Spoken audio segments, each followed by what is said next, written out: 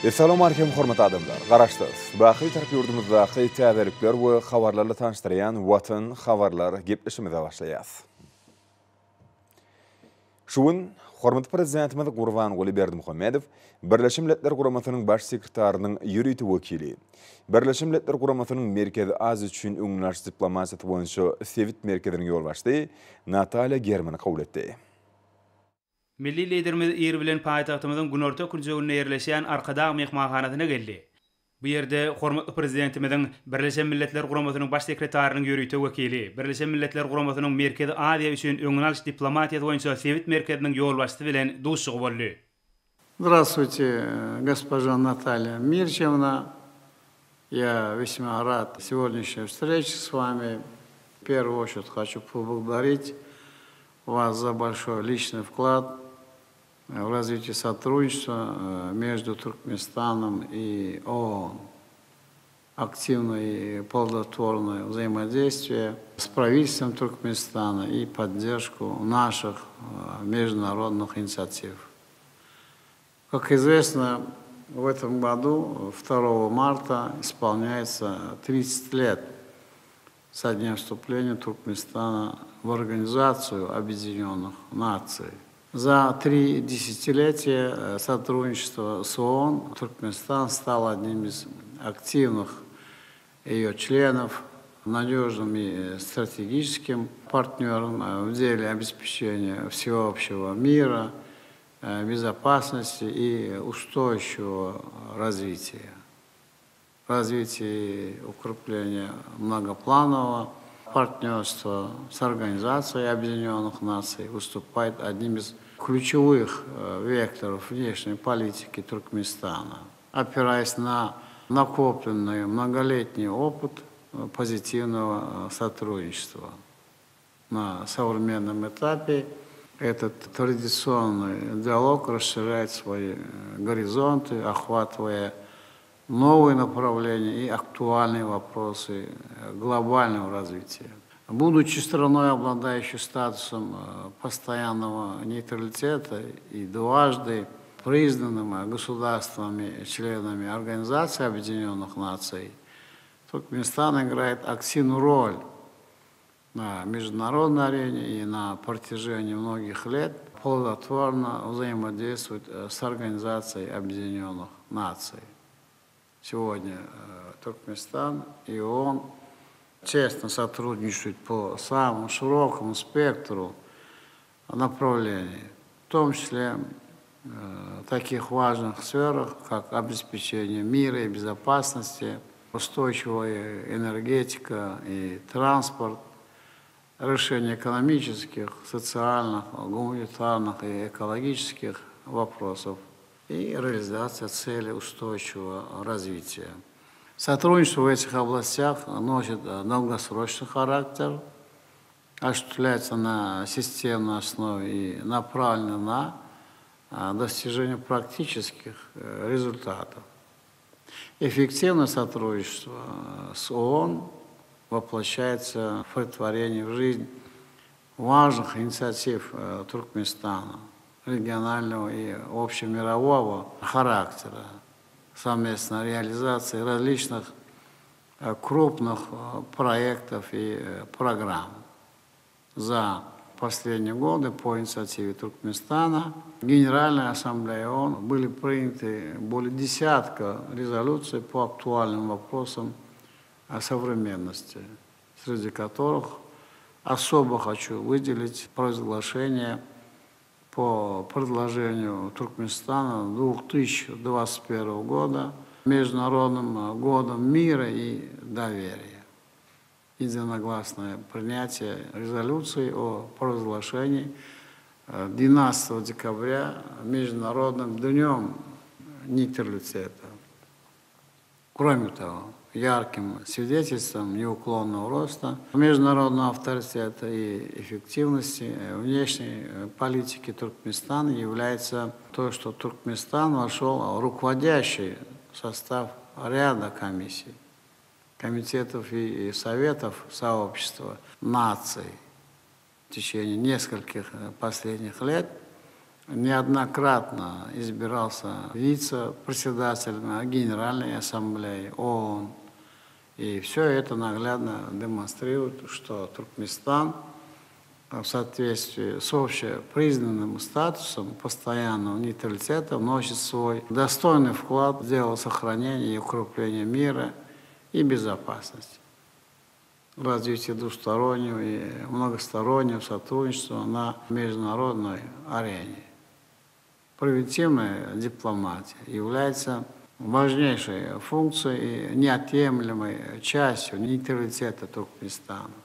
В этом контексте одним из важных партнеров Туркменистана выступает региональный центр ООН по превентивной дипломатии для Центральной Азии, учрежденный в 2007 году в столице нашего нейтрального государства в соответствии с решением Генеральной Ассамблеи ООН при поддержке государств, соседей и членов Совета Безопасности. Отрадно отметить, что в этом году исполняется 15 лет с момента образования данного регионального центра. За прошедший период региональный центр зарекомендовал себя как эффективная платформа, связывающую систему Организации Объединенных Наций со странами Центральной Азии в решении многих возникающих вопросов. Туркменистан активно поддерживает работу и начинания регионального центра, в частности, продвижение политико-дипломатического, торгово-экономического и культурно-гуманитарного взаимодействия между государствами региона и близлежащими странами. Туркменистан активно сотрудничает с региональным центром в деле поддержания региональной безопасности, включая имплементацию глобальной контртеррористической стратегии ООН. Среди основных направлений нынешнего сотрудничества – преодоление насущных угроз и вызовов, в частности, глобальной пандемии и ее социально-экономических последствий.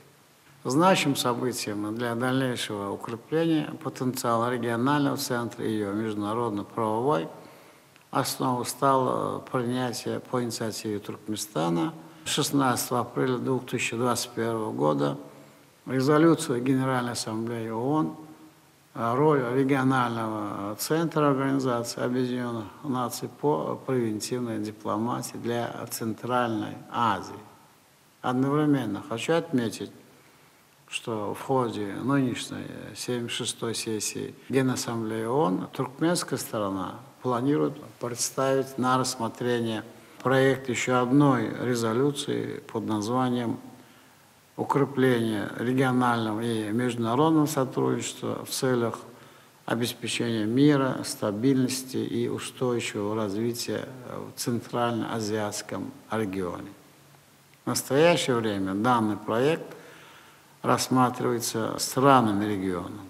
Убежден, что принятие этого документа будет способствовать укреплению мандата регионального центра и практической реализации международных инициатив центральноазиатских стран, отраженных в итоговом документе консультативной встречи глав государств Центральной Азии, состоявшейся 6 августа 2021 года в Туркменистане. С удовлетворением хочу отметить, что сегодня на базе регионального центра работает и команда контртеррористического управления ООН. Созданные и успешно функционируют такие механизмы многосторонней превентивной дипломатии, как Академия превентивной дипломатии, диалог женщин стран Центральной Азии, целевая рабочая группа по правовым аспектам водно-энергетического сотрудничества государств Центральной Азии и другие. Убежден, что потенциал регионального центра будет и далее востребован в таких направлениях, как обеспечение безопасности, стабильности и устойчивого развития в регионе Центральной Азии и сопредельных с ним зонах. противодействия современным вызовам и угрозам. Как известно, 12 марта сего года в Туркменистане состоятся и внеочередные президентские выборы. В настоящее время предпринимаются все необходимые усилия для того, чтобы предстоящие президентские выборы в Туркменистане прошли максимально свободно, прозрачно и демократично на основе международных норм и стандартов. На данный момент на внеочередные президентские выборы приглашены наблюдатели из иностранных государств и ряда международных организаций, включая СНГ, ШОС, ОБСЕ и Организация тюркских государств, которым представится возможность наблюдать за ходом предвыборной кампании и за голосованием.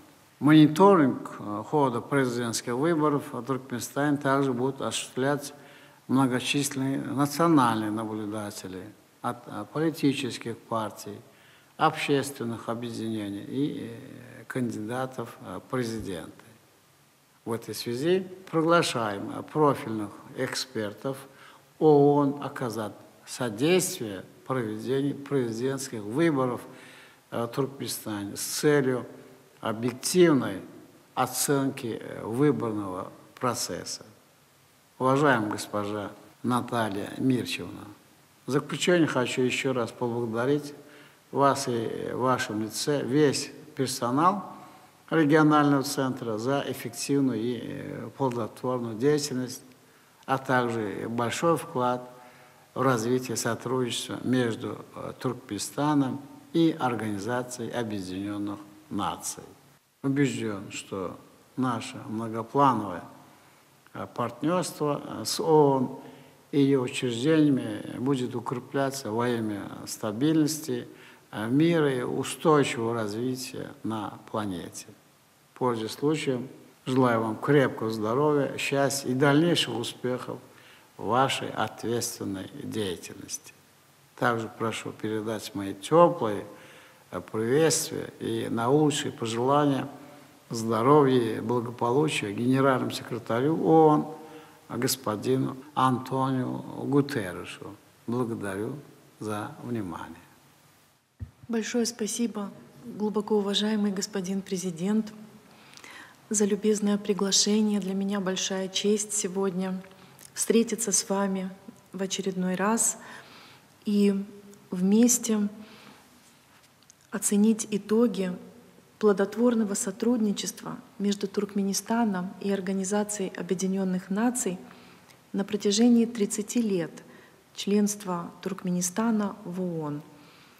На самом деле 2 марта 1992 года произошло историческое событие для Туркменистана и для других государств Центральной Азии, и также для многих других, потому как, став членом Организации Объединенных Наций, Туркменистан на самом деле заявил о своей государственности, независимости, суверенитете.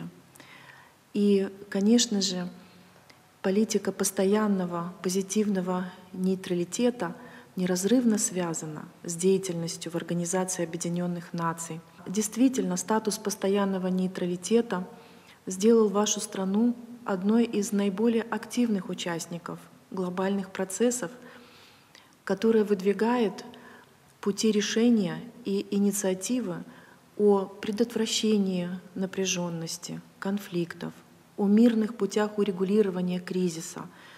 И в течение 30 лет Туркменистан становился диалоговой площадкой в качестве нейтрального государства.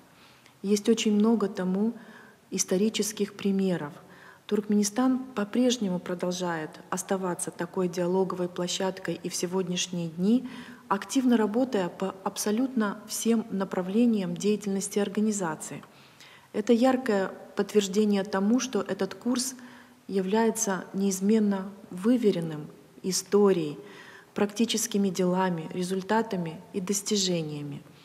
И, конечно же, вы отметили, господин президент, что не случайно по инициативе Туркменистана, благодаря соответствующей резолюции Генеральной Ассамблеи 12 декабря был единогласно провозглашен Днем международного нейтралитета. Это очень символично. И в то же самое время Туркменистан является автором, как вы отметили, нескольких десятков международных инициатив и резолюций. И позвольте мне, конечно же, отметить такие знаковые направления, как обеспечение энергетической безопасности. Хотелось бы также отметить ваши инициативы в области обеспечения транспортной взаимосвязанности на региональном и на глобальном уровне.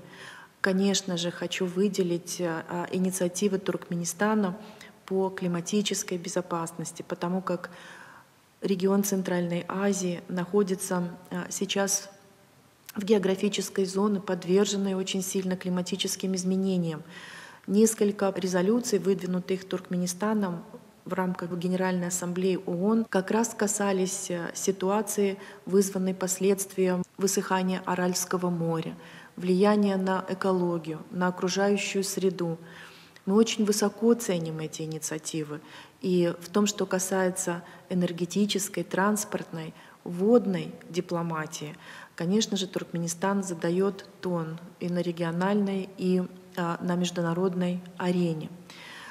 Мне хотелось бы также отметить ваше очень активное участие на недавно прошедшей в Глазго конференции по изменениям климата под руководством генерального секретаря Организации Объединенных Наций, где вашей страной были приняты очень серьезные обязательства, включительно в контексте имплементации ратифицированного Парижского соглашения. Все это, конечно, не остается незамеченным, и поэтому авторитет государства постоянно растет на международной арене. Мне также хотелось бы выделить несколько ваших инициатив, которые явились абсолютно востребованными в условиях современности. И, конечно же, это провозглашение тоже путем соответствующей резолюции 2021 года Международным годом мира и доверия. Генеральный секретарь Антонио Гутерреш постоянно говорит о дефиците доверия в системе современных международных отношений. Ваша инициатива нашла свое полное отражение в целях и задачах организации, и действительно в год мира и доверия содержательная часть работы, которая была проведена вашей страной под вашим руководством, была абсолютно знаковая. Позвольте мне тоже вспомнить прекрасную организацию в Авазе, заседание консультативной встречи глав государств Центральной Азии по вашему приглашению. Было принято очень много решений, которые будут способствовать углублению сотрудничества во всех областях регионального взаимодействия. Позвольте мне тоже отметить очень важное заседание, которое прошло 11 февраля этого года Высшего Совета, на котором была принята программа развития Туркменистана на ближайшие 30 лет. Очень важно, что помимо таких важных приоритетов, как продвижение на глобальном уровне идеалов мира, безопасности, устойчивого развития, широкое выполнение на практике принципов позитивного нейтралитета, выполнение целей устойчивого развития, программа включает также исключительно важный аспект — это гуманизация международных отношений путем философской идеи «диалог, гарантия мира и развития», которая принадлежит вам, уважаемый господин президент. Это очень созвучно всем задачам и целям, которые отражены в Уставе Организации Объединенных Наций, в мандате регионального центра ООН по превентивной дипломатии для Центральной Азии. Я хочу лично поблагодарить вас, господин президент, за всемирную поддержку, которую в течение 15 лет вы оказываете правительство и весь народ Туркменистана работе регионального центра. Сердечно благодарю вас за поздравления в связи с 15-летием. Действительно, это юбилейный год во многих отношениях. Я хочу напомнить, конечно же, что именно в Ашхабаде в 2011 году был впервые разработан и принят совместный план действий всех государств Центральной Азии, через который государства совместными усилиями выполняют положение глобальной контртеррористической стратегии. Это тоже очень важно. Мы в то же самое время всегда открыты поддержать инициативы государств Центральной Азии, которые продвигают эту повестку дня еще на более важный и высокий уровень. Я с большим вниманием прослушала некоторые ваши предложения, идеи. Мы всемерно их поддержим. Я уверена, что они будут поддержаны на региональном уровне. Для этого есть сейчас абсолютно все предпосылки, потому что уровень открытости, взаимопонимания, уважения. И с этой точки зрения, благодаря политической воле вашей, господин президент, и всех глав государств региона, Центральная Азия может по праву считаться моделью по развитию регионального сотрудничества, взаимопонимания. Мне тоже хотелось бы поблагодарить, господин президент, что благодаря вот именно этой политике нейтралитета, которая является политикой ангажированности на самом деле в международные дела, Туркменистан оказывает помощь как своим соседям по региону, так и государствам, которые находятся и за пределами региона Центральной Азии. Очень много есть тому благородных примеров. Хотела бы особо выделить помощь, которую Туркменистан оказал соседнему Афганистану, народу этой страны и продолжает ее оказывать. Все это проявление политики нейтралитета, позитивного, конструктивного и деятельного нейтралитета. Я бы хотела, конечно же, господин президент, отметить, что действительно, как вы сказали, 12 марта очень важный день для Туркменистана, для всех партнеров Туркменистана точно так же. Это день выборов, и это день проявления демократических прав народа Туркменистана, которые отражены, определены в Конституции, в основном законе. Это очень важный исторический момент. Поэтому, как настоящий партнер Туркменистана, Организация Объединенных Наций будет, конечно, рядом. Организация Объединенных Наций на самом деле имеет богатейший опыт предоставления лучших стандартов, норм и электоральных практик, которые мы с удовольствием предоставим на рассмотрение выборным государственным структурам Туркменистана, которые вовлечены уже непосредственно в этот процесс. У нас уже запланировано несколько мероприятий в режиме диалога. Мы уже начали эту работу, она уже продолжается. И, конечно же, мне хотелось бы отметить, что мы готовы на расширение этого сотрудничества. Я тоже с большим уважением отношусь к тому, что было приглашено много наблюдателей со стороны структур, где Туркменистан является полноправным членом. Мы, конечно же, тоже будем сотрудничать с ними. Я уверена, что вот эта прозрачность, с которой вы подходите к организации выборного процесса, она очень высоко ценится самими выборщиками, народом Туркменистана, ну и, конечно же, нами, международными партнерами. Так что я с большим удовлетворением воспринимаю эту информацию и заверяю вас в готовности Организации Объединенных Наций тесно сотрудничать в этом направлении. Позвольте мне тоже сегодня от имени Генерального секретаря еще раз поздравить вас со знаменательной датой 30-летия вступления в Организацию Объединенных Наций. Позвольте пожелать вам, народу Туркменистана, мира, благоденствия, развития и благополучия. А Генеральный секретарь направил вам письменное послание, господин президент. Оно наполнено теплотой, оно наполнено конкретным содержанием ваших бесед, ваших диалогов. И еще раз позвольте выразить огромную благодарность за многостороннее и очень конструктивное партнерство с Организацией Объединенных Наций. Благодарю вас. Дуусуq tamamlanan soň Birleşen Milletler Guramasynyň öňünalş diplomatiýa boýunça Sewit merkeziniň ýolbaşçysy habarçylarymyza beren görüňünde şeýledidi. В первую очередь, сегодня я хотела бы искренне поздравить уважаемого президента Туркменистана, правительства и туркменский народ со знаменательным праздником, 30-летием вступления Туркменистана в Организацию Объединенных Наций. Это поистине исторический день, потому что 30 лет назад страна заявила о своем суверенитете, независимости, и благодаря политике позитивного постоянного нейтралитета в течение 30 лет Туркменистан является полноправным участником международных отношений, знаменитой диалоговой нейтральной площадкой, а также инициатором многочисленных проектов резолюций, которые призваны разрешать международные споры посредством диалога, сотрудничества и взаимного уважения.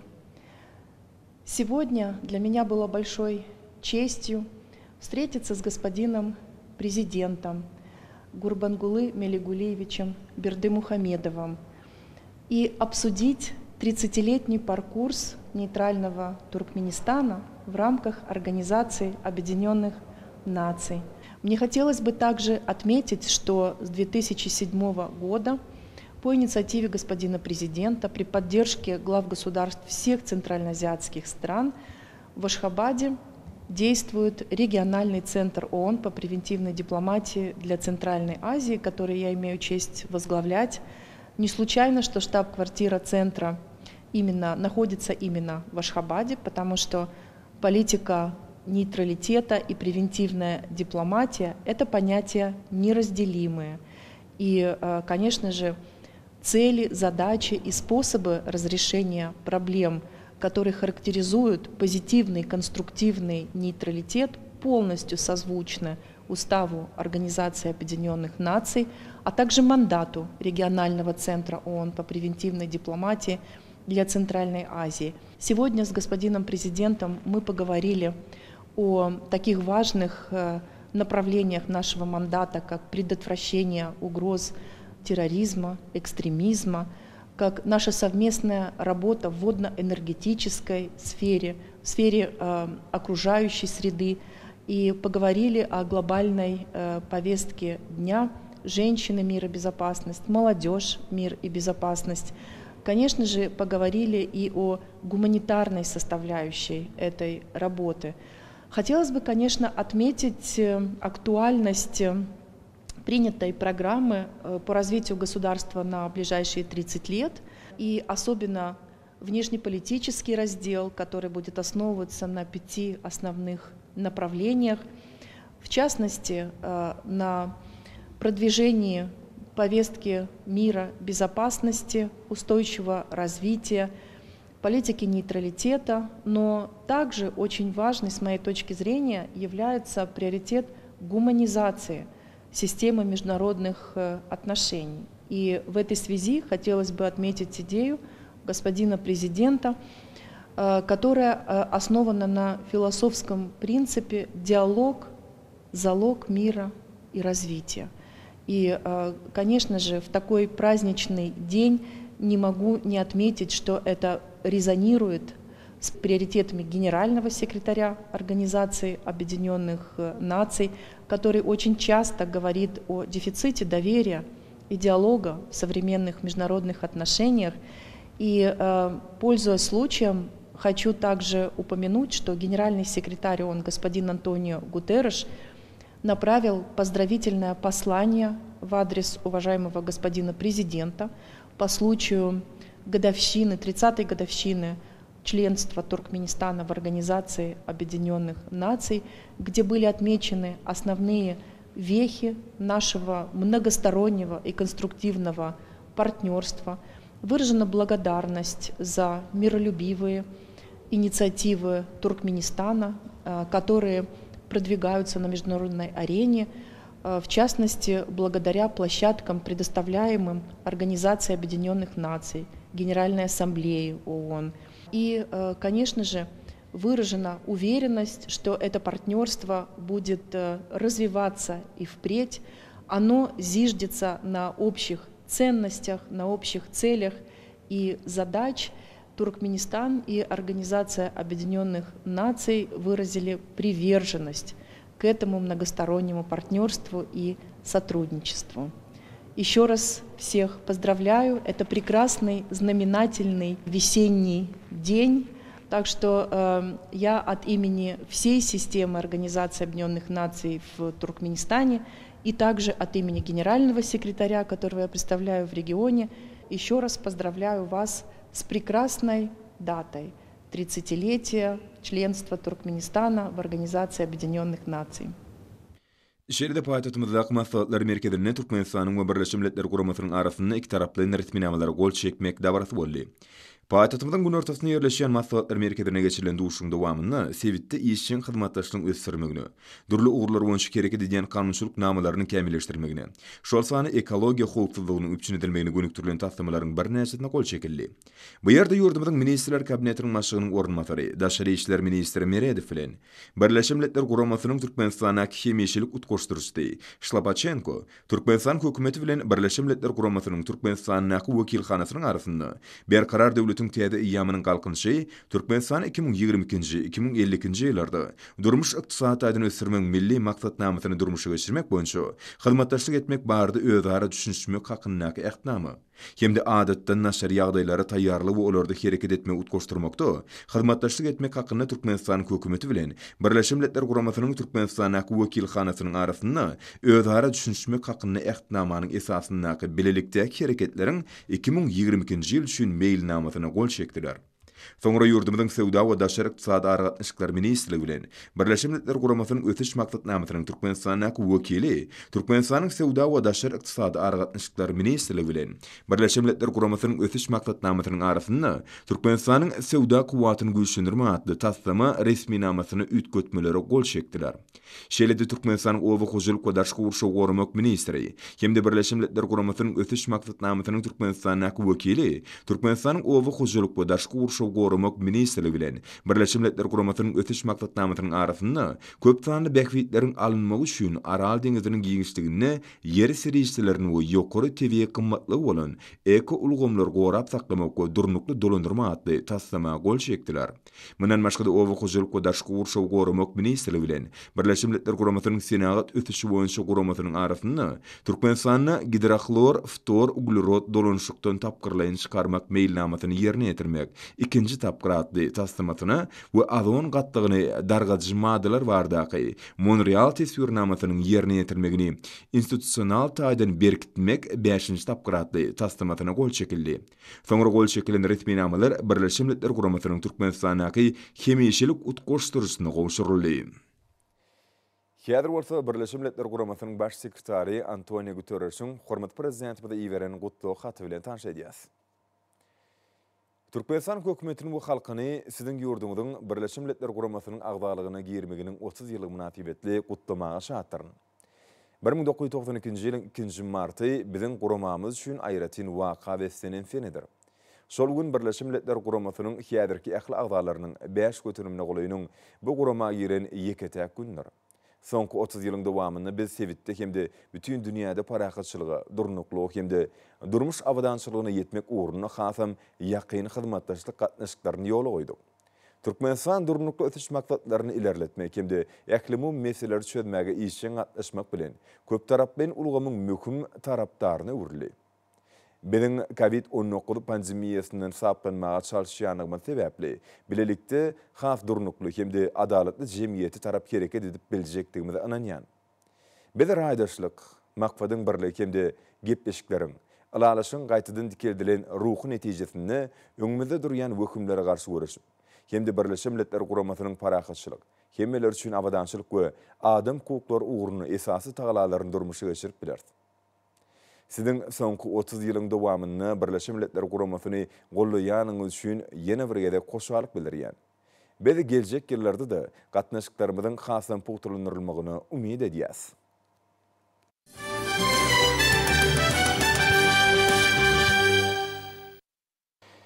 Hormat prezidentimiz Gurban Gulberdimuhamedov Bolgariya Respublikasının prezidenti Rumen Radeva hemde yurdun ähli halkyny Bolgariya Respublikasının milli bayramy Azatlyk güni münasibetli tüýsürekden gutdawlaryny bu iňgow arzuwlaryny iýerdi. Türkmen döwletiniň başçyny şu ýakymly mümkinçilikden peýdalanyp prezident Rumen Radeva tüýsürekden berk jan saglyk we bagyt Bolgariya Respublikasının halkyna bolsa parahatçylyk mundan beýlegim rowançlyk hemde abadançylyk bardaky iňgow arzuwlaryny beýan etdi. Hormat prezidentimiz Gurban Gulberdimuhamedov Russiya Federatsiýasynyň hökümetiniň başlygy Mikhail Mishustina doglan güni münasibetli tüýsürekden gutdawlaryny we iňgow arzuwlaryny iýerdi. Türkmen döwletiniň başçyny şu ýakymly mümkinçilikden peýdalanyp Russiya Federatsiýasynyň hökümetiniň başlygy Mikhail Mishustina berk jan saglyk, uzak ömür we bagyt Russiya Federatsiýasynyň dostlukly halkyna bolsa parahatçylyk, abadançylyk we rowançlyk bardaky iňgow arzuwlaryny beýan etdi.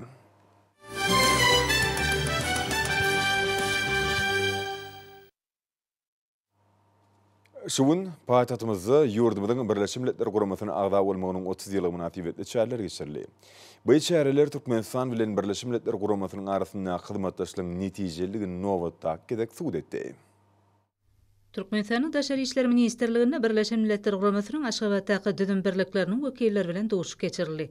Dowuşga Birleşen Milletler Guramasynyň baş sekretäriniň ýürüýtek wekili, Merkez Aziýa üçin öňelçi diplomatiýat boýunça Tebit merkeziniň ýolbaşçy Natalia German, Birleşen Milletler Guramasynyň Türkmenistana hemişelik utgaşdyrjy Dmitri Slapachenko, Birleşen Milletler Guramasynyň ötüş maksatnamasynyň Türkmenistana hemişelik wekili Narine Saakyan hemde Birleşen Milletler Guramasynyň çağlar gatnaşynyň Türkmenistana wekili Muhammad Fayazi gatnaşdylar. İşin ýagdaýda geçirilen töhfetdeşligiň barşynda taraplar Türkmenistanyň Birleşen Milletler Guramasyny hemde onuň ýürütülüşdirilen düzümler bilen alyp barýan özara hereketleriniň netijeleriniň bellemek bilen durmuş ykdysady uğurly häzirki we geljekki taslamalara seredip geçdiler. Şeýle hem Daşary işler ministri Birleşen Milletler Guramasynyň Aşgabatdaky ulgamynyň ýolbaşçylaryny ýurdumyzyň Birleşen Milletler Guramasynyň agdalygyna kabul edilmeginiň 30 ýyllygy bilen gutlady hemde parahatçylyk, abadançylyk bilelikdäki işleň hasam rowaşlanma baradaky arzuwlaryny beýan etdi. Daşary işler ministerliginde utgaşykly görnüşde geçirilen dabaraly dowuşyga ýurdumyzyň daşary siýasat edarasynyň köpçüliklerin habar berişleri işleriniň şeýle hem Türkmenistanyň işleýän diplomatik wekilhanalaryň we halkara guramalarynyň ýolbaşçylary hemde wekiller gatnaşdylar. Sanly ulgam arkaly dowuşyga daşary ýurtly kärdešlerim goşuldylar. Belenilşi Türkmenistanyň bu awraýly gurama girmegi milli liderimiň halkara giňişligini öňe sürýän ählimum başlangyçlaryna badalga berdi. Edil watanmaz dünýäň ähli döwletleri bilen özara bähwetli gatnaşyklary ýola goýmagy esasy ugur edinip 30 ýyl mundan ozal Birleşen Milletler Guramasy bilen hyzmatdaşlygy daşary siýasatynyň ileri tutulýan ugry hökmüne kefiýetledi. Çykyşlarda Türkmenistanyň dünýä giňişliginde ornuny we wezipesini onuň daşary siýasatynyň we içerki ösüşiniň esasy ýörelgelerini kefiýetlen bu taryhy wakanyň wajypdygyny üns çekildi. Geçen 30 ýylyň içinde ýurdumyzyň Birleşen Milletler Guramasy bilen türkmen halkynyň bähwetlerini gybap gelýän giňerimli maksady önüktirilen uzak möhletliğin hyzmatdaşlygy saýlap almagynyň dogry öňden görjülüklidigini aýdym görkezdi. Şuna bilen baglykda hormatly prezidentimiň Birleşen Milletler Guramasynyň Türkmenistan üçin diňe bir wekilçilikli düzüm bolman, eýsem ählimumy özara gatnaşyklaryň häzirki ulgamynyň binýatdygy, halkara giňişliginde parahatçylygy, bähwetliň diň agramlygyny saklamagyň, howpsuzlygy öpçün etmeň kepilligini nygtaýan bellenildi. Birleşen Milletler Guramasynyň parahatçylyk, söýüjülük, adalatlyk, döwletliň we halklaryň arasynda diň hukuklyk, olaň medeniýetine, öz bolşlugyna hormat goýmak ýaly beýik insan perwer taglimleri ýurdumyzyň beýleki döwletler bilen gatnaşyklaryny esasy ugry görkezçilerdir. Forma gatnaşyjylar Türkmenistanyň we Birleşen Milletler Guramasynyň parahatçylygy we ösüşi kepilendirmekde hyzmatdaşlygyň wajypdygyny bellep, döwletimiziň parahatçylygyň, howpsuzlygyň, abadançylygyň bähwetine netijeli halkara gatnaşyklaryny pogtalandyrmagy goşýan sarlamly goşuntyny nygtadylar. Şuna bilen baglykda ýurdumyzyň diplomatik gollugyna, döwletara, hökümetara derejelerini netijeli siýasy diplomatik, halkara hukuk we söwda ykdysady guralary herekete getirmekde ýokary talaplar bildirilýär. Agda döwletler tarapyndan Türkmenistanyň ählimum başlangyçlarynyň ýygyderli gollanylmagy, Birleşen Milletler Guramasy bilen hyzmatdaşlygyň netijeleriniň suwtnamasydyr. Diňe soňky ýyllarda Birleşen Milletler Guramasynyň baş assambleýasy Türkmenistanyň ulug we energetik ulgamlarynda sebit howpsuzlyk we öňelçi diplomatiýasy boýunça şeýle hem parahatçylyk we howpsuzlygy pogtalandyrmakda, dostlukly we özara bähwetli gatnaşyklary ösdürmekde beýtaraplaryň ornu baradaky teklip eden kararnamalarynyň taslamalarynyň bir neçesini bir agzdan kabul etdi. Çıkış edenler iri halkara we sebit guramalar bilen tagallalar birleşdirmegiň uly ähmiýetini ýatyp Birleşen Milletler Guramasynyň aýratyn ornuny bellädiler. Onuň işi açyk we ysnaşykly gatnaşyklary ýola goýmak, maglumatlary alşmak hemde öňde goýan wezipeler çözmegi has oňoýly çözgütler gözlemek üçin ygtybarly binýat döretmäge ýardam berýär. Türkmenistan halkara hukugynyň kadalaryna Birleşen Milletler Guramasynyň tertipnamasynyň ýörelgelerine hormat goýmak esasyna daşary siýasat ulgamyna ananyşmagy, açyklygy dikeltmek boýunça bilelikdäki işe başlamagy ýygyderli teklip edýär. Birleşen Milletler Guramasynyň baş assambleýasynyň Türkmenistanyň başlangaçy boýunça 2021-nji ýyly halkara parahatçylyk we ananyşmak ýerleýilip oglan etmegi bu orada ädilen ähmiýetli adamlaryň biri boldy. Şol ýylda ýurdumyz tarapyndan bu düşünjeleri dünýä giňişligine siýasata berkarar etmek üçin köp işler edildi. Hormatly prezidentimiň ýakyny öňe süren dialog parahatçylygyň kepilatly döwletara gatnaşyklaryň täze felsepeti, ählimon parahatçylygyň we howpsuzlygyň bähridine tagallalaryň dowam boldy. Döwlet başlanmaz bu felsepeniň ähmiýetiniň we wajyplygynyň şu gün hemmeler üçin äşgärdigini notady. Bilinelşäli Birleşen Milletler Guramasynyň düzümleriniň işi hyzmatdaşlygyň çarçowy maksatnamasynyň 5 ugry boýunça bilelikdäki işiň ilalaşylan her ýyllyk meýilnamalaryň çäklerine şeýleken beýleki maksady gönükdirilen resmi namalara laýyklykda alınıp barylýar. Hususan durnukly ötüş maksatlaryna ýetmegi şartlandyrmak üçin seljerme geçirmegi, çäreleri işläp taýýarlamaga ýardam bermegi, şeýleken bolary ýurdumyzda durmuşa geçirmekde, maliýeleşdirmek we netijeli gözegçilik etmek meselelerine ulun berilýär. Foruma gatnaşyjylar Birleşen Milletler Guramasynyň maksatlarynyň Türkmenistany 2022-2050-nji ýyllarda durmuş ykdysadydan ösürmegiň milli maksatnamasynyň wezipeleri bilen gabat gelmegiň möhümdigini atap, Türkmenistanyň tebiği baýlyklaryny durnukly dolandyrmak hemde parnik gadlarynyň pes derejesi bolan ýaşyl ykdysadyety gurmak üçin täze mümkinçilikleri ulanmak bilen bagly ösüşi, ykdysadyety diversifikasiýalaşdyrmagy gollamagy dowam etmäge taýýardyklaryny anandyrdylar. Şeýlelikde Türkmenistan bilen Birleşen Milletler Guramasynyň arasyndaky netijeli hyzmatdaşlyk ähli orlar boýunça özara düşünmek, özara bähwetlik ýagdaýyna ösürilýär. Halkara yntanperwer ilimlary we ötüş üniversitetinde Türkmenistanyň Birleşen Milletler Guramasyna agda bolmagynyň 30 ýyllygına bagşlanan şäherlerde ýurdumyzyň halkara gatnaşyklary ulgamyna eýleýän ornyň berkeýänliginiň nowatdaky subutnamasyny öwrüli. Türkmenistanyň Birleşen Milletler Guramasynyň agdalygyna kabul edilen günne 30 ýyl dolandygyny ünçekilip, bu şanly senäniň uly ähmiýetlidigini ýytdy. Şoň bilen baglykda watanymyz Türkmenistanyň dünýäniň bu iri abraýly guramasy hemde oň ýürütülüşdirilen düdümleri bilen işiň netijeli gatnaşyklary alyp barýanlygy belenip geçildi. Halkara yntanperwer ilimlary we ötüş üniversitetinde Birleşen Milletler Guramasynyň nusgasy atly akyl paýhas bäýatleşigi şanly sene münasibetli guralan siýasat çäreleriň üstüne ýetirdi. Magtumula adynaky Türkmen Döwlet Üniversitetiniň Halkara yntanperwer ilimlary we ötüş üniversitetiniň Türkmenistanyň Daşary işler ministrliginiň Halkara gatnaşyklary institutynyň Döwlet Mämet Azad adynaky Türkmen Milli Dünýä Dilleri institutynyň Ýagşygelli Kakaýew adynaky Halkara Neft we Gaz üniversitetiniň talipleriniň gatnaşmagyna geçirilen bäýatleşik ýaşlyň diplomatik ukyplarynyň açylyk görkezilmegine, olaň Birleşen Milletler Guramasynyň resmi dillerini öwrenmekde ýeten derejetine baha berilmegine gönükdirildi. Şeýleken bu ýerde geçirilen ähmiýetli şäher ýurdumyzyň ugurdaş ýokary okuw mekdepleriniň professor muallimleri Birleşen Milletler Guramasynyň Türkmenistanaky wekilhanalarynyň ýollaşçylary gatnaşdylar we olar guralýan bu bäýatleşiň ýaşlyň dünýä ilmine çuňur aralaşmagyna aýratyn ähmiýetlidigini ňagtadylar. Bäýatleşiň dowamyna oňa gatnaşçylar halkara hyzmatdaşlygynyň möhüm meseleleri boýunça pikirlerini, garaýşlaryny ma'lum etdiler. Bäýatleşige gatnaşýanlar Birleşen Milletler Guramasyna agda döwletiň dolu ygtyýarly wekili hökmünde çykyş edip, öz döwletiniň milli bähwitlerini goraýarlar. Şeýlelikde geçirilen şäheräň jemleri boýunça degişli kararnama kabul edilýär. Ona ara alınıp maslahatlaşylan meselelerin çözgüdi boýunça hödürlenýän teklipler möhüm orny eýleýär. Şuna diplomatik ýörelgelere möhüm ähmiýet berilýär. Türkmenistanyň Birleşen Milletler Guramasyna agda bolmagynyň 30 ýyllygy münasibetli geçirilen şäherde Birleşen Milletler Guramasynyň gün tertibiniň möhüm meseleleriniň çözgüdine taýýarlyk işlerine garaldy we häzirki zaman halkara gatnaşyklarynyň wajyp meseleleri ara alınıp maslahatlaşyldy. Şeýlelikde Birleşen Milletler Guramasynyň ara alınıp maslahatlaşylýan kararnamalaryny beýan etmen görnüşlerini, bu şäheriniň düzgünlerine bolan garaýşlara möhüm ähmiýet berildi. Taliplerin gatnaşmagyna geçirilen akyl paýhas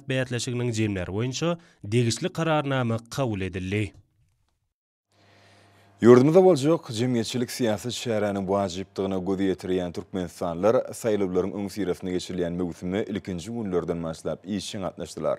We Mehriban toprağymyzda amal aşyrýan giň möşferli özgörtmeleri daxylladyklaryny şuňur beýan etdiler. Jemgyetçiligiň, zähmetkeşler toparlarynyň, edarlaryň we guramalaryň wekilleriniň, hormatly ýaşlaryň we ýaşlaryň atnaşmagyny ýurdumyzyň welaýatlaryna şuňlar guralýan saýlawlaryň öň sirasynda çäýlerde işçilik görkezýän saýlawçylaryň Türkmenistanyň prezidenti wezipetine dalaşýarlar bilen geçirilýän duşuklaram munyň aýdyň meýanlar. Mar vilayet häkimliginiň meclisler jaýyny Türkmenistan prezidenti wezipetine dalaşýar. Ýurdumyzyň Arar partiýa tarapyndan hödürlenen Mar vilayetiniň häkiminiň orunbasary Agajan Bekmuradow bilen saýlawçylaryň duşugy boldy. Arar partiýanyň Mar vilayet komitetiniň başlygy Süleýmanow bu ýerde geçirilýän duşugy açyp, dalaşýaryň analan wekili, Dünýä türkmenleriniň insanperwer birleşiginiň Mar vilayet bölüminiň başlygynyň orunbasary Bäşemow söz berdi. Ol bu ýere ýagnalanlary Bekmuradowyň dähmet ýoly bilen tanışdyrdy. Dalaşýar inженер guruluşçynyň hünerini ilalyp, özüni ýaş başarjan ýolbaşçy, jemgyýetçilik guramalarynda we ýerli-ýerine ýeterje edaralerde işläp, ýeterlik tejribe toplan hünermin hökmüne görkezdi. Soňra Bekmuradowa söz berildi. Ol duşuga gatnaşyjylary özüniň saýlawlaryň öňýärnäki maksatnamaty bilen tanışdyrdy. Dalaşýar durmuş ykdysady, medeni we siýasy maksatnamalary durmuşa geçirmek, döwletimiziň demokratik we hukuky isatlaryny berkitmek, ösüp gelýän ýaş nesilleri watansöýçilik ruhuny terbiyelemek, türkmen halkynyň ruhy ahlak qymmatlyklaryna dikeltmek boýunça özgörtmeler mundan beýlekde durmuşa geçirmek dowam etjekdigini nykdady. Ol döwlet siýasatynyň durmuşylygymyna almaň, bilemeň, sağlyk goraýşyň medeniýetiň, siýasatçylygyň, köpçülikligiň beden terbiýe sagaldyş hereketiniň we sportuň ösürilmegine, ýurdumyzda diňe bir şäher ilatynyň däl eýsem owa adamlarynyň ýaşaýyş durmuş şertleriniň gowlanmagyna mümkinçilik bergen geň möçörli durmuş ykdysady maksatnamalaryň amala aşyrylmagyna üns beriljekdigini bellädi. Ýurdumyzyň daşary siýasat strategiýasyny ösürmek barada aýdyp, dalaşýar halkara gatnaşyklaryna Türkmenistanyň hemişelik beýtaraplyk derejesiniň puwtalanmagyny, döwletimiziň sebitde we tutuş dünýäde parahatçylyk söýçülük merkezi hökmündäki ýagdaýynyň berkidilmegini şertlendirgen açyk gapylar siýasatynyň biziň esasy ugrumyzy boljakdygyny aýtdy. Bekmuradow ýurdumyzyň durmuş ykdysady ötüşiniň geljek ugrulary barada gurruny dowam edip, ýurdumyzyň sebitlerini şol sany Mar vilayetini hemme taraplaryň ösürmek özüniň saýlawlarynyň öňýärnäki maksatnamasynyň tutulýan ugrularynyň birine üns çekdi. Prezidentligi dalaşýar ykdysady ulug aragatnaşyk budaklaryna ägir tuly täsirlemeleň durmuşa geçirilmegini esasy ugry edilýän maksatnamalaryň meýilnamalaryň we ýygyderli esasy amala aşyryljakdygyny belledi. Vilayetleri senagat taýdan ösürmek, olaň ilatynyň ýaşaýyş durmuş şertlerini gowlandyrmak meseleleri barada aýdyp, Bekmuradow bu möhüm wezipeleri çözmek orunna ähli zerur tagallalaryny gaýgyrmajakdygyny anandyrdy. Şeýle hem dalaşýar ýurdumyzyň önümçilik ykdysady ulgamyna innovasiýalary täzeçil tehnologiýalar urnaşdyrmak boýunça möhüm çözgütlen kabul ediljekdigini nykdady. Soňra Bekmuradow saýlawçylaryň sowallaryna jogap berdi. Bolsa oňa özüniň saýlawlaryň öňýärnäki maksatnamasynyň ugrularyny hasam anyk kesitlemegi mümkinçilik berdi. Duşun ahyrına Türkmenistanyň prezidenti wezipetine dalaşýar bildirilen gadaklanmalary we üns üçin hoşallyk bildirip, saýlawçylara milli demokratik ýörelgelere, jemgyýetimiziň bitewýligine, medeni we ruhy matlyklaryň ähmiýetine esatlanyp, halkymyzyň durmuş derejesiniň mundan beýlekde ýokarlanmagy, bazar gatnaşyklar şertlerine milli ykdysadyýetimizi ösürmegi, azyk howpsuzlygyny berkidilmegi, hukuk döwletiniň halkymyzyň bitewýliginiň berkidilmegi ugruna zerur tagallalary etjekdigine ýene bir ýola inanyrdy. Duşun dowamyna çykyş edenler berkarar döwletiň täze ýamynyň galkynyşy döwründe ösüşiň täze tapgyryna anamly ädim edilendigini bellädiler hemde dalaşgary öňde boljak prezident saýlawyna üstünlük arzu etdiler. Günüň ikinji ýarymynda Mar vilayetiniň saýlawçylary Türkmenistanyň prezidenti wezipetine ýurdumyzyň senagatçylary we telekeçiler partiýa tarapyndan hödürlenen Wepal Guruluşy Hojalyk Jemgyýetiniň direktory Babamrat Meretow bilen doşuşdylar. Dalaşgaryň analan wekili, Eşetli Kenar Hususy Kerhanaň direktory Berdimradow bu ýere ýagnalanlary dalaşgaryň zähmet ýoly bilen tanışdyrdy we onu ak ýürekli, ýokary hünerli guramaçylyk okuýby, işiň durmuş we raýatlyk derejesi bolan manatip şahsiýet hökmüne häsiýetlendirdi. Ýokary döwlet wezipetine dalaşgar özgedegine saýlawlaryň öňýärnäki maksatnamasy barada aýdyp, şäher ilatynyň owa adamlarynyň ýaşaýyş durmuş derejesiniň gowlanmagyny şertlendirgen giň möçörli durmuş ykdysady maksatnamalary üns çekdi. Meretow döwletimiziň hukuk derejesini, demokratik esatlaryny berkitmek işlerini dowam etmek bilen bir hatarda dörli podoklary ösürmek we döwrüplaşdyrmak boýunça uzak möhletleýin hemde toplumlaryň wezipeleri ýerine ýetirmäge meýilligi ynagtady.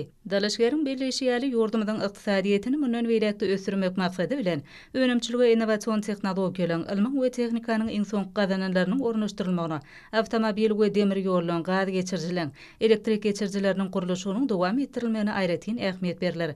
Şeýle hem ol ýurdumyň terekeçiligine golluk bermek meselelerini aýratyn ünsjetdi. Hususan olara maliýeleşdirmek, ýeňillikli qarz serişlerini almak, önemçilik we durmuş maksatly täze desgalan gurulşyny dünýäň öňde barça tehnologiýalaryny, enjamlaryny ulanmak babatda zerur golluklar berler. Ýokary killi bätleşige okyply haritler öndürgen, täze hususy önemçiligi döretmek, Türkmenistany öndürilýän halkyň sarp edýän haritlarynyň görnüşlerini, mukdaryny artdyrmak, täze iş orunlaryny döretmek hem de adamlaryň durmuş derejesini gowlandyrmak meselelerine aýratyn üns berler diýip Meredov belledi. Dalaşger daşar siýasat barada aýdyp sevitleýin bähwiyetlere laýyk gelýän we Türkmenistanyň parahatçylyk söýji döwlet hökümindäki awraýynyň belinde galmany şertlendirgen halkara hyzmatdaşlygyny hemme taraplaryň ösürmegiň ähmiýetini belledi. Duşuň dowamyna Meredov bu ýere ýygnanylan köp sanly sowallaryna jogap berdi we özüniň saýlawlaryň öňýanaky maksatnamasynyň owa senagy toplumyna golluk bermek bilen baglanşykly ugurlaryny tasdiklady.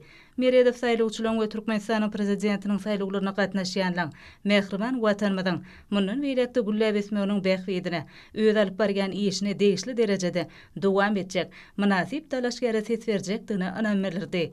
Sonra duşuň barşyna çykyş edenler Milli Geňeşiň halk maslahatynyň şu ýylyň 11 fevralyna geçirilen mejlisinde kabul edilen çözgütleň taryhy ähmiýetine üns berdiler hemde dalaşgary öňde boljak prezident saýlawyny üstünlük arzu etdiler. Balkyn vilayetiniň Türkmenbaşydaky Newit gaýtadan işleýän zawodlar toplumynyň medeni sport merkezine şeýle duşuklaryň ikisi geçirildi. Ýer bilen saýlawçylaryň Türkmenistanyň prezidenti wezipesine Balkyn vilayetiniň raýatlyň teklipçi topar tarapyndan görkezlen dalaşgar ýurdumyň saglyk goraş we derman senaty ministrligining Abada Şifahanatynyň başlykmany, Türkmenistanyň Milli Geňeşiniň mejlisiniň deputaty Berdi Mehmet Gurbanow bilen duşuk boldy. Türkmenistanyň Matmuladynaky ýaşlar guramasynyň Türkmenbaşy etrap geňeşiniň başlygy Ak Muhammed Nazarow duşuk açyp, dalaşgaryň anandan wekiline Türkmenistanyň Matmuladynaky ýaşlar guramasynyň Balkyn vilayet geňeşiniň başlygy Çenniýerow söz berdi. Ol bu ýere ýygnananlary dalaşgaryň zähmet ýol bilen tanışdyryp, ony iş başarjyň täze başlangyçlar bilen çykyş edýän ýol başçy, Ustad Guramaçy hökmüne häsiýetlendirdi. Sonra ýurdumyň prezidenti wezipesine dalaşgary söz berildi. Ol özüniň saýlawlaryň öňýanaky maksatnamasynyň esasy urlary bilen tanışdyrdy. Şeýle hem ol çykyşyna ýurdumyzda ägirt uly tebigy we ykdysady mümkinçilikler durmuşa geçirmek boýunça geň möçerli özgörtmeleri dowam etjekdigini, döwletimiziň demokratik we hukuk esaslaryny berkitmek, ösüp gelýän ýaş nesilleri watan söýjilik ruhyna terbiyelemek, halkymyzyň ruhy ahlak gymmatlyklaryny saklamak bilen baglanşykly meselelere ähmiýet berjekdigini belledi. Hususan durmuş üçinçilik boýunça özgörtmeleri, ulug we argatnaşyk podoklaryna, zawodlaryň, kärhanalaryň, önemçilik desgalan, saglyk uraş idaralarynyň gurulşyklary işleňleşdiriler. Owa senagy toplumynyň maddi enjamlaryň bünyady döwrüplaşdyrlar. Ýokary döwlet wezipesine dalaşgaryň belleşýäli 3-nji ýyllykda ýurdumyzyň gülle ötüşini öpçün etmek üçin owa hojalyk önemçiliginiň podoklaryň tüzümlerini kämilleşdirmek, azyk önümleriniň mukdaryny artdyrmak, owa hojalyk ekinleriniň hasyllygyny, malarçylyk önemçiligini ýokarlandyrmak, owa hojalyk ekinlerini ösürip ýetişdirmek we azyk önümleri önemçiliginiň ekologiýa howpsuzlygyny öpçün etmek ýaly möhüm wezipeleň üstünlikli ýerine ýetirilmegi möhüm talap bolup durýar. Saglyk goraş we derman senaty podogynyň ösdürilmegine, ýylatyň sagdyn durmuş ýerelgelerini çekilmegine, sport we beden terbiýe bilen meşgullanmagy möhüm üns berildi. Dalaşgar durmuş ugurly meseleleň hataryny ýylaty arasy agyz suw bilen öpçün etmegin, şäher we owa ýylaty üçin ýaşaýyş durmuş şertlerini gowlandyrmakda deň derejeli mümkinçilikler döredilmeginiň wajyp tanykdy. Gyzyklanma bildirilýän pikir alşmalaryň dowamyna dalaşgar saýlawçylaryň sowallaryna jogap berdi. Şunu döwlet durmuşyna degişli möhüm meselelere, Milli Geňeşiň halk maslahatynyň 11 fevralda geçirilen mejlisinde kabul edilen çözgütleň durmuşa geçirilmegine, şeýle hem bilim, saglyk goraş, sport, medeniýet, syýasatçylyk, abada milli syýasatçylyk zorlugyny mundan beýlekde ösürmek we ösüp gelýän ýaş nesillere döwrüň ruhyna laýyk derejede terbiýe bermek meselelerine aýratyn üns berildi. Duşukda çykyş edenler dalaşgary öz maslahatlary, arzu islegler barada aýtdylar hem de oňa öňde boljak prezident saýlawyny üstünlük arzu etdiler. Şeýle hem şu ýerde günüň ikinji ýarmynda saýlawçylaryň Türkmenistanyň prezidenti wezipesine Daşowut vilayetinden raýatlanan teklipçi topar tarapyndan dalaşgärligi hödürlenen Türkmenistanyň Demokratik Partiýasynyň Daşowut vilayetiniň Türkmenbaşy etrap komitetiniň başlygy Maksat Ödeşew bilen duşugy geçirildi. Duşugy Türkmenistanyň Demokratik Partiýasynyň Balkan vilayetiniň Türkmenbaşy etrap komitetiniň başlygy Toýguly Gurbanov açdy. Sonra dalaşgäriň anandan wekili Türkmenistanyň gerdaşlar arkalaşyklarynyň Daşowut vilayetiniň başlygy Altybay Amangelliýew bu ýere ýygnananlary Ödeşewiň zähmet ýoly hemde işçiň häsiýetleri bilen tanıştyrdy. Sonra Türkmenistanyň prezidenti wezipesine dalaşýar iň ýokary wezipe hödürleneni üçin hoşallyk bildirdi hemde saýlawlaryň öňýännaky maksatnamasynyň esasy urlaryny beýan etdi. Ödeşew Türkmenistanyň halkyň beýgidini esasy ugry edýän siýasaty dowam etjekdigini altydy.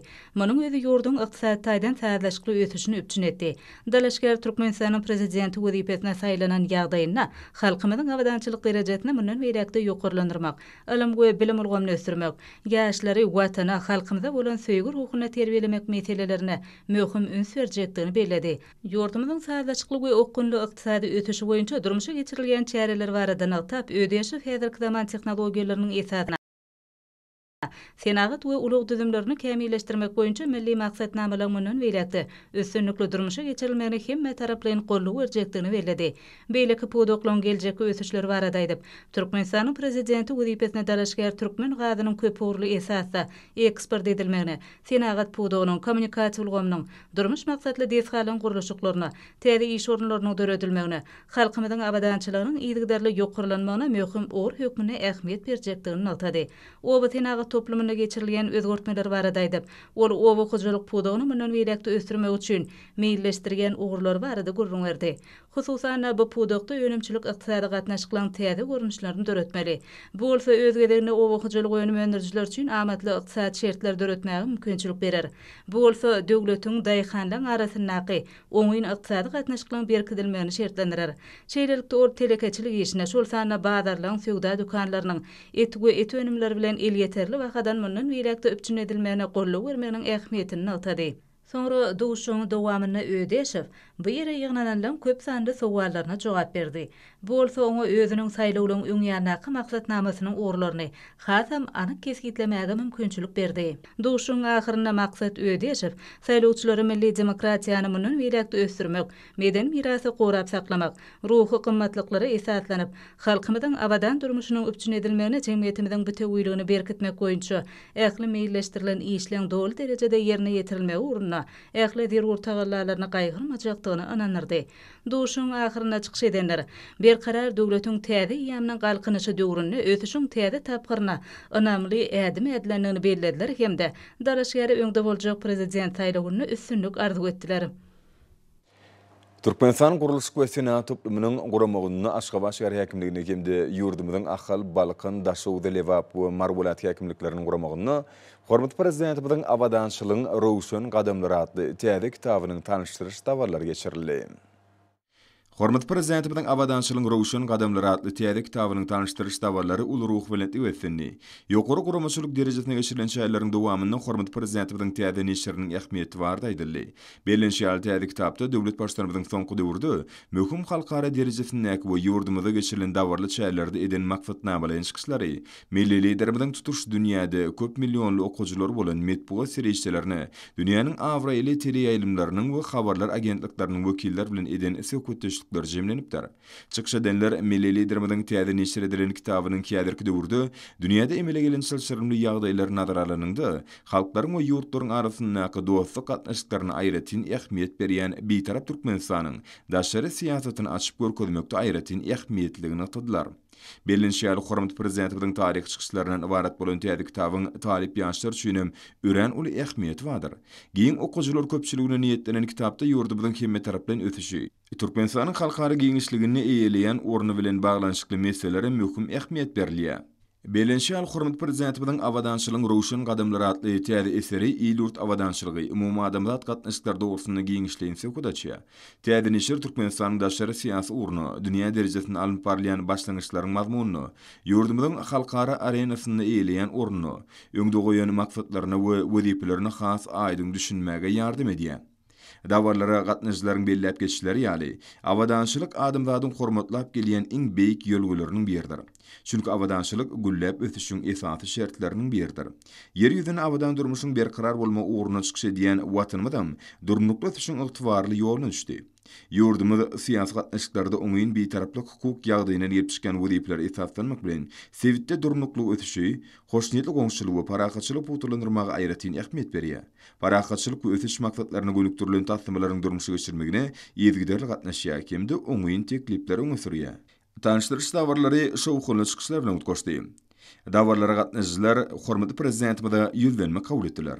Hormatly prezidentimiziň täze kitaby bilen tanıştırış dawarlary Sport we ýaşlar syýasaty ministrliginiň Aşgabat şäheriniň sport we ýaşlar syýasaty baş müdürliginiň bilelikde guramagyna geçirildi. Diyarbakır ähli kunjuklarını halkara vinanlar günü münasibetli hormatly prezidentimiziň adyndan pul sowgatlarynyň gowşulyş dawarlary ýokary ruh weletlige senýär. Dawarlar ýurdumyzda vinanlara uly hormat goýulýanlygynyň aýdyň nişanlary. Ýurdumyzyň orta hünär we hünär tehnika okuw mekdepleriniň talip gelin ýyllaryna önümçilikden aýrylmak şerti bilen aspiranturada, doktoranturada we klinik ordinaturada okuyan aýal ýyllara halkara dinanlar günü münasibetli hormatly prezidentimiziň adyndan sowgatlan gowşulmagy öz bolşly bayramçylygy uğurly. Bu şäherleň ýokary ruh welentlige betlenmegi watanymyzda bagtyar durmuşyň höküm sürýänligini görkezdi. Hormatly prezidentimiziň ýergensiz alad etmegi bilen ýurdumyzda ýaşaýyşda möhüm ähmiýete eýe bolan ýaş nesil wagtda iler tutulýan ugurlary amala aşyrmakda we olaň sağlaşykly ötüşi üçin zerur şertler döredildi. Türkmenistan Birleşen Milletler Guramatynyň saganyň hukuklary barada konwensiýany tasdiklap, tutuş dünýä derejesinde öz ýaş raýatlarynyň ýaşaýyşynyň ýokary hili bolmagyny üçin etmek bilen bagly meselelere üren jogapkärlik şemeleşýänligini görkezdi. Yetilýän belen sepketler bayramçylyk şäherleriniň içinden erşarga çolup geçdi. Bagtyar durmuşy üçin hormatly prezidentimize aýdylan alkyşlar hoşallygyň senatyna uğurly. Mälim bolşýaly hormatly prezidentimiziň degişler resminamatyna laýyklykda Türkmenistan prezidentiniň adyndan halkara dinanlar günü münasibetli 60 manat möşörde pul sowgatlaryny her ýyl halkara dinanlar gününiň öňü syratynda dawraly ýagdaýda gowşurmak bellenli. Müňýyllyklaryň dowamynda dinanlar dünýäde özleriniň bilent ruhy ahlak käýfiýetleri, watana bolan söýgüsi, zähmet söýerligi, ruh welentligi bilen maşgala awadançylygyny hemde maşgala ojagyny wepalyk bilen goraýjylar eli işleriniň ajaýyp ustatlary hökmünde şöhratlanypdyr. Milli liderimiziň ýollaşylygyna, durmuşa geçirilýän üstünlikli siýasat netijesinde ýurdumyzda adamlaryň bagtyar we awadan durmuşy üçin hemme şertler döredildi. Eneleri hemde ullary hormat goýmagyň binýady, maşgalanyň belent awraýynyň saklanmagyna aýratyn ähmiýet berilýär. Häzir düýpli özgertmeler döwründe bu däp öz münasip dowamyna eýe boldy. Okuwçy denanlary pul sowgatlarynyň gowşurulmagy ähmiýetli şäherleriň biri boldy. Ol denanlara ägirt uly döwlet derejesinde ulun serliýänliginiň suwutnamatyna uğurly. Türkmenistanyň matumladynaky ýaşlar guramatynyň merkezi geňeşiniň bilim ministrliginiň hemde Zenanlar birleşiginiň merkezi geňeşiniň bilelik taglandyň uly joşkuny bilen bellenýän 8 mart halkara Zenanlar güni münasibetli ýurdumynyň ýokary okuw mekdepleriniň talip gyýlarynyň arasynda talip gözeli 2022 adly gözellik bäsişiginiň jemleýiş tapyr geçirildi. Täze taryh zamanamyzyň talip gyýlarynyň iş başarjyňlygyny, ugur tapjylygyny, ruh welentligini, buýsunçlygyny, keşp hemde edep gözelligini, halkymyzyň milli dep desturlaryny bilşini, durmuşy taýýarlygyny, medeniýetini, edep ekramlygyny açyp görkezmek maksady bilen geçirilen bu bätişikde talip gyýylary 3 şert boýunça bätişdiler. Emiller toparynyň ýylandy netijesine laýyklykda 3-nji orny Türkmen Owa Hujuluk Institutunyň Döwlet Mämet Adadadynaky Türkmen Milli Dünýä Diller Institutunyň Türkmen Döwlet Maliýe Institutunyň talip gözelleri, 2-nji orny Türkmen Owa Hujuluk Universitetining Türkmen Döwlet Binagarlyk Guruluş Institutunyň talip gyýlary, 1-nji orny Magtymul adynaky Türkmen Döwlet Universitetiniň talip gözelleri, baş bayragy Türkmen Döwlet Ykdysadyýet we Dolandyryş Institutunyň talip gözeli münasip bollar. Ýeňijileri we gatnaşyklary Türkmenistanyň matumladynaky ýaşlar guramatynyň merkezi geňeş tarapyndan diplomlar we sowgatlar gowşuruldy. Bätişiň ahyrynda oňa gatnaşyklар ajaýyp zamanamyzda zinan sarpasyny arşa götürýän gahrman arkadamyzyň janynyň sag ömrüniň uzak, el ýurt bäkbetli işleriniň rowaş bolmagyny arzu etdiler. Hormatly adamlar, Nuwarsa ýurdumyzyň welaýatlaryna we paýtagtymyz Aşgabatda 3-nji martda saat 20-den 4-nji martda saat 20-nji boljak wagt barady. Türkmenistanyň hawa maglumaty gullugynyň berýän habar bilen tanyş bolam.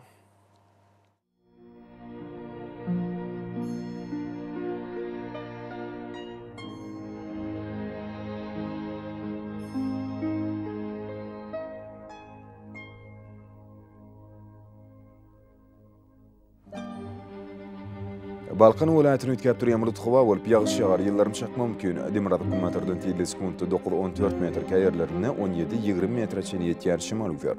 Hava gecesine 13-18 gradus, gündüzüne 22-27 gradus, kenar taraflarına olsa 13-18 gradus mayıl olur. Ahal vilayetini ütkeptir yamırıt hava olup yağış yağar yıllarım şakma mümkün. Demirad kummatırdan tiyli sekuntu 9-14 metr kayerlerine 17-20 metre çeni yetken şimal ufer. Hava gecesine 11-16 gradus, gündüzüne 23-28 gradus mayıl olur. Marı vilayetini ütkeptir yamırıt hava olup günün kınci yarımına az kim yağış yağar yıllarım şakma mümkün. Gün örtü günün oradan tiyli sekuntu 9-14 metr kayerlerine 17-20 metre çeni yetken şimal ufer. Hava gecesine 12-17 gradus, gündüzüne 23-28 gradus mayıl olur. Levap vilayetini ütkeptir yamırıt hava olup günün ahırına az kim yağış yağar. Gün örtü günün oradan tiyli sekuntu 9-14 metr kayerlerine 17-20 metre çeni yetken şimal ufer. Hava gecesine 11-16 gradus, gündüzüne 22-27 gradus mayıl olur. Daşoğud vilayetini ütkeptir yamırıt hava olup günün kinci yarımına az kim yağış yağar. Gün örtü günün oradan tiyli sekuntu 9-14 metr kayerlerine 17-20 metre çeni yetken şimal ufer. Hava gecesine 6-11 gradus, gündüzüne 19-24 gradus mayıl olur. Paytahtymyz Aşgabatda ütkepdir yamırıt hava olup günün kinji yarımına gysga wagtlaryň yağış yağar yıllarym şakma mümkün. Demirad kummatyrdan tiyli sekuntu 12-14 metr, wagtal 20 metre çeni yetken şimal ufer. Hava gecesine 12-14 gradus, gündüzüne 24-26 gradus mayıl bolar. Yurdumuz boýunça mart aýynyň 4-üni magnit hadisasynyň gowşuk täsirde saklanmany araşdyrýar.